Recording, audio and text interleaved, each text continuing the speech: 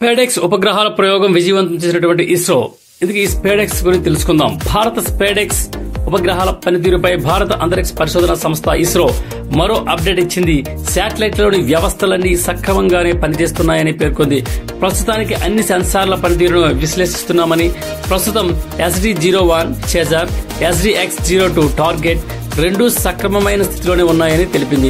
వాటి మధ్య ఉన్న దూరాన్ని 15 మీటర్ల నుండి 3 మీటర్లకు తగ్గించే ట్రయల్ ప్రక్రియ ముగిసిందని, ఆ తరువాత ఆ రెండు శాటిలైట్లను సురక్షితమైన దూరానికి తరలించామని ఇస్రో పేర్కొంది.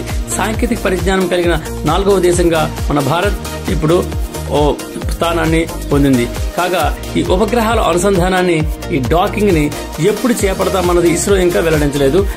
2025 జనవరి 7-9 తేదీల్లో ఈ ప్రక్రియ నిర్వహిస్తామని గతంలో ఇస్రో ప్రకటించింది.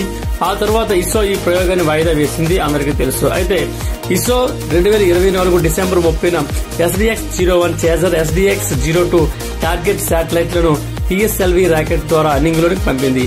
ఈ ఉపగ్రహాల బరువు 220 కిలోగ్రామ్స్. వీటిని భూమి నుండి 475 కిలోమీటర్ల దూరంలో వృత్తాకార కక్షలో ప్రవేశపెట్టారు. ఈ స్పేడెక్స్ ప్రయోగం పూర్తిగా విజయవంతమైతే ఈ తరహా సాంకేతిక పరిజ్ఞానం కలిగిన 4వ దేశంగా భారత్ నిలవనుంది.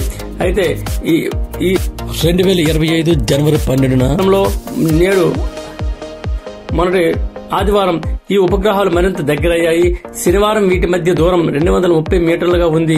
తాజాగా వీటి దూరం తొలుత 15 మీటర్లకు చేరుకోగా, ఆ తర్వాత ఇస్రో ఆ రెండు శాటిలైట్లను 3 మీటర్ల మేరకు దగ్గరకు తీసుకువచ్చి తర్వాత సురక్షితంగా తిరిగి వెనక్కి తీసుకురాగలిగింది. ఈ ప్రయోగానికి సంబంధించిన డేటాను సమగ్రంగా విశ్లేషించిన అనంతరం డాకింగ్ ప్రక్రియను చేపడతామని ఇస్రో వెల్లడించడం గమనార్హం. జై హింద్.